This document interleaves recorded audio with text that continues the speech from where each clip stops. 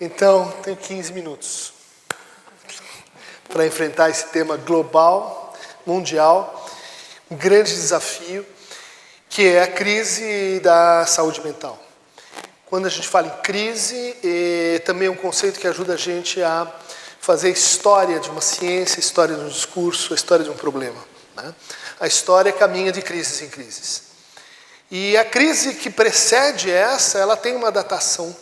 Estou propondo a vocês, é o ano de 1973, quando várias transformações globais estavam em curso, desde a crise do petróleo no Brasil, os primeiros experimentos políticos baseados no neoliberalismo e a reforma do sistema diagnóstico que subsidia todo esforço de pesquisa, todo esforço de tratamento em saúde mental.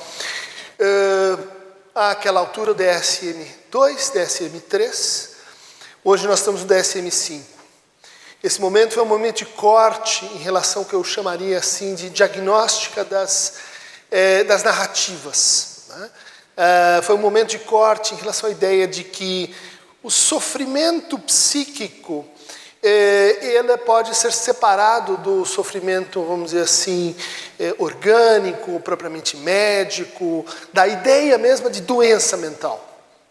Será que a gente pode aplicar essa ideia quando a gente está na esfera da experiência psíquica? Ou seja, a ideia de doença envolve um começo definido, um curso mais ou menos regular e um desenlace.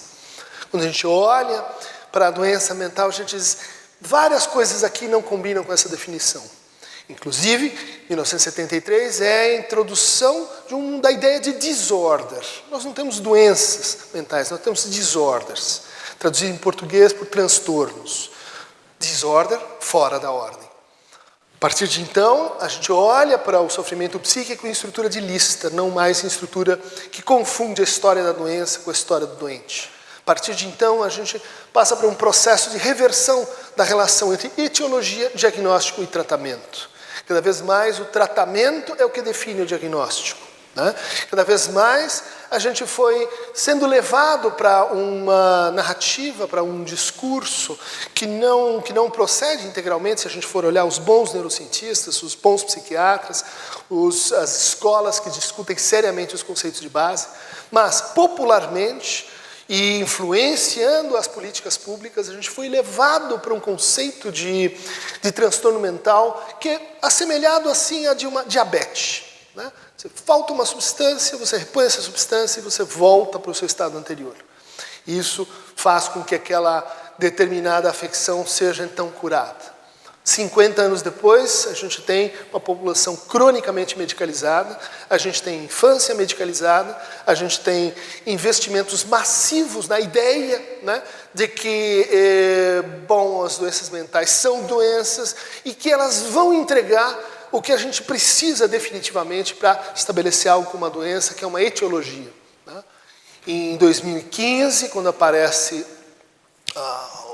2013, quando aparece o DSM-5, um dos seus elaboradores diz: os nossos pacientes merecem mais. Nenhum marcador biológico foi entregue, nenhum exame foi apresentado, nenhum exame que permite você dizer, olha, aqui eu tenho uma depressão, ela é de qual tipo? Em 50 anos, o número de diagnósticos se proliferou de forma, vamos dizer assim, inusitada, se a gente compara com o resto da medicina. Hoje, apenas 7% das pessoas não se enquadrariam em algum diagnóstico, seja do manual DSM feito pela Associação Psiquiátrica Americana, seja pela Classificação Mundial de Doenças. 7% das pessoas estão fora, né? Isso significa um processo, vamos dizer assim, de descoberta de novas doenças ou significa um processo de aparelhamento do sofrimento psíquico? E esse me parece ser o ponto crucial que nos levou à crise e que precisa ser enfrentado agora. Ou seja, as primeiras páginas desse manual diz o seguinte: ele é um manual convencional, ele não discute causas. As doenças mentais, portanto, isso, repito, não é próprio da ciência, mas é próprio de uma certa disseminação desse progresso científico. Ciências mentais, as doenças mentais, os transtornos, não têm relação direta com as formas de vida. Ou seja, elas independem de como a gente trabalha, elas independem de como a gente fala e é falado e é reconhecido, elas independem da forma como a gente deseja, cria mundos, faz história ou cria expectativas. E é assim que acontece numa verdadeira doença. Não é assim que acontece nos transtornos mentais. E eu acho que é essa ignorância que está nos levando a um estado de investimentos massivos e de redução de investimentos também, porque eles não retornam em transformação real e concreta do estado de, vamos dizer assim, epidemiológico das doenças. As taxas de suicídio no Brasil cresceram, bom, a gente vai falar sobre isso. As taxas de depressão crescem, as taxas de ansiedade crescem, e os pacientes cronicamente medicados não, de fato, superam, né, aquelas condições que são definidas por uma lista, não por uma história. Ou seja, se você tem 4 em 10, se você tem 8 em 15, isso caracteriza um diagnóstico. Bom, o que eu estou propondo aqui para enfrentar a crise? A gente precisa voltar mais seriamente à questão da etiologia, da causa, o que gera sintomas. Não vamos falar em síndromes, não vamos falar em grandes doenças, mas sintomas. E esses existem, esses são pregnantes historicamente, e esses têm uma transformação que é covariante com as nossas mudanças em termos de formas de vida. Tá? O que vem antes de um sintoma? O que vem antes de uma depressão? O que está antes de uma ansiedade? O que vem antes de um TDAH? Esta pergunta não está sendo feita, porque a resposta dela é longínqua. Vem a genética, vem predisposições, vem alterações neuroquímicas, todas elas verdadeiras e corretas, mas elas cortaram o nosso nexo com aquilo que, do ponto de vista do investimento em políticas de saúde mental, é decisivo, que se chama sofrimento. Antes de fazer um sintoma, as pessoas estão sofrendo. Você pode chamar isso de um conflito, você pode chamar isso de uma inadequação, você pode chamar isso de um déficit de reconhecimento, você pode chamar isso de uma forma de vida. Mas enquanto a gente não olhar para práticas que induzem o sofrimento, que criam artificialmente sofrimento, para, por exemplo, aumentar a produtividade, aumentar o desempenho, controlar pessoas, criar efeitos políticos de medo, opressão e retração, vamos dizer assim, conformada.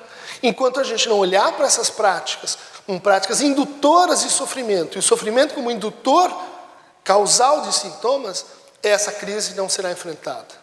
Ou seja, racismo, bullying, opressão de gênero, opressão em relação à orientação sexual, são sintomas? Não, são formas de sofrimento. As pessoas estão sofrendo com isso. E ignorar que isso tem um impacto na saúde mental é ignorar fatores transversais. É ignorar que naquelas formas de vida em que a gente separa completamente a possibilidade de ser escutado, a possibilidade de expressar e partilhar seu sofrimento, a possibilidade de negociar e produzir conflitos nomeados, a possibilidade de tratar pela palavra aquilo que tem uma origem conflitiva em estrutura de palavra. Se a gente não voltar à crise de 1973, que de certa forma disse, isso é muito complicado, é muito difícil a gente organizar diagnósticos se a gente for entrar em questões, vamos dizer assim, dessa natureza assim, social, que tem a ver com as pessoas vivem. Bom, aquilo que a gente deixou para trás, agora cobrou o seu efeito. 50 anos depois, a gente está um pouco assim, desavisado de como vamos fazer isso. Como vamos instituir, propor uma política global e local de tratamento, enfrentamento do sofrimento antes que ele se torne sintomas. Ou antes que ele piore sintomas que já estão lá. Ou antes que ele explore a vulnerabilidade das pessoas de forma a que elas produzam ou desordens ou transtornos. Ou seja, essa é uma política que não vai caber aos especialistas. Eu gosto muito do experimento, que pegou todos os que têm formação específica, psicólogos, psicanalistas, psiquiatras, social workers, todos do mundo. Fez a contagem de quantos especialistas nós temos para tratar, né, no sentido de enfrentar sintomas. Porque o sintoma, no sentido de uma classificação, ele é a função de cidadania. Se você tem um F, você é reconhecido como um paciente que merece acesso aos equipamentos de saúde mental. Você precisa de um diagnóstico para isso. Bom, isso multiplicou, né? Fez essa cultura, né, hipertrófica dos diagnósticos. Mas como é que nós vamos reverter isso? Se a gente pegar todos os profissionais especializados em tratamento dos transtornos mentais e juntar no país que tem o melhor equipamento, a melhor política pública para a saúde mental, que é a Inglaterra, a gente não atende 2/3 da demanda daquele país. Não vai ser eu, não vai ser os meus colegas, não vai ser o clube dos que sabem o que acontece ou na mente ou no corpo que vai resolver essa situação. Saúde mental é direito de todos e é dever de todos aqueles que cuidam de pessoas. Professores, enfermeiros, terapeutas ocupacionais, fisioterapeutas, pessoas que estão dentro das empresas e que cuidam de outras pessoas, departamentos de RH, pessoas de mídia, escritores. No fundo, esse é um trabalho de transformação da cultura. Durante 50 anos, nós fomos nos transformando de tal maneira a hoje ser óbvio de que a gente tem que cuidar do corpo, cuidar da alimentação, fazer ginástica, fazer academia, comer bem, se prevenir em relação a uma série de substâncias, gerir a sua vida, o sono e etc. Quem falou em cuidar de si durante esses 50 anos? Quem se encarregou de dizer, antes de um sintoma, vem uma relação de cuidado. Vem uma relação de cuidado que é corrompida, suspendida ou meramente destruída por políticas específicas que fazem isso. Quem falou até então de que saúde mental é uma função de território, é uma função de como as pessoas se sentem pertencendo à sua casa, à sua família, à sua nação, à sua comunidade, a um projeto de futuro, a uma história comum. Quem durante esse tempo disse que saúde mental se faz em rede, ou seja, a gente se cuida coletivamente. Quem durante esse tempo disse, nós temos recursos naturais, vou usar a palavra entre aspas, para enfrentar o sofrimento e os sintomas. Esses recursos naturais são a palavra, esses recursos naturais são a nossa relação com o território, nossos recursos naturais são as redes, e dentro dessas redes, e fazendo parte dessas redes de cuidado, de atenção, a gente tem os especialistas, a gente tem os hospitais, a gente tem os CAPs, a gente tem todo o equipamento institucional, vamos dizer assim, e suas políticas precípuas de Estado, de governo. Então, enquanto a gente não olhar para a questão do sofrimento como uma questão que ultrapassa, inclusive, o território dos psicólogos, dos psicanalistas, dos psiquiatras, porque o sofrimento é uma questão que diz respeito à condição existenciária das pessoas. O sofrimento diz respeito à pobreza, o sofrimento diz respeito à condição ambiental, né, socioambiental, de uma forma de vida, o sofrimento diz respeito a como estão os nossos laços sociais. Enfim, eu gostaria de terminar essa intervenção pondo em questão o conceito mesmo de saúde quando aplicado à saúde mental. O conceito que está em vigor a partir de 1948, que teve bons motivos para ele emergir, né?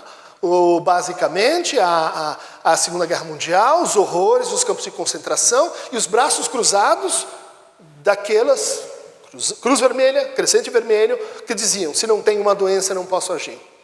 Essa pessoa está sofrendo, mas ela está tendo, então, cuidados de saúde. Ausência de doença, bom, então é saúde. As vidas precárias não estavam captadas nessa grade de reconhecimento. Então surge aí um novo conceito, um conceito muito promissor, que é de dizer o seguinte, saúde é o mais completo estado de bem-estar biopsicossocial. Para nós, na psicanálise, não funciona. Não funciona o mais completo. O que define a nossa experiência é a incompletude, a falta. É aquilo que ainda nós não somos, ou aquilo que nós não somos mais. O mais completo significa o quê? Uma forma de indivíduo realizado numa sociedade, não vou chamar de doente, não funciona. O mais completo estado de bem-estar. O que é bem-estar? É a negação do mal-estar? É o prazer? É a ocupação continuada com qualquer prática de satisfação? É isso bem-estar? Nós vamos propor, então, uma associação entre bem-estar e felicidade? Será que isso, enfim, não representa uma das formas de produção de ilusões que nos fazem sofrer mais ainda? que nos fazem sentir, e hoje esse é um dado empírico, né, cada vez mais solitários. De geração em geração, 1,5 ponto a mais. Cada vez menos pertencendo a qualquer processo que seja. Cada vez mais, vamos dizer assim, conformados a sofrer na forma indivíduo. Ou seja, sofrer sozinho. Entender o sofrimento como um fracasso individual, como um déficit individual. Conectem isso com... Por quê? Porque cada um tem uma forma muito persuasiva de se entender como indivíduo, que é o seu cérebro. O seu cérebro individual, a propriedade privada sua. Mas será mesmo? Será mesmo que os neurocientistas estão dizendo isso? Ou eles estão dizendo que o nosso cérebro, ele é a função da linguagem, ele é a função dos nossos laços, ele tem plasticidade, ele tem uma espécie assim de HD externo. Né? Ele depende de como ele é cuidado no começo, ele depende de como ele é alimentado.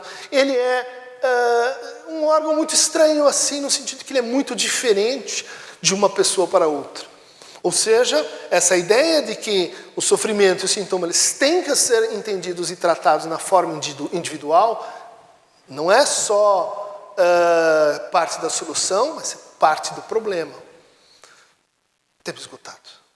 Tempo esgotado para todos nós. Ou enfrentamos essa questão, ou vamos esgotar permanentemente.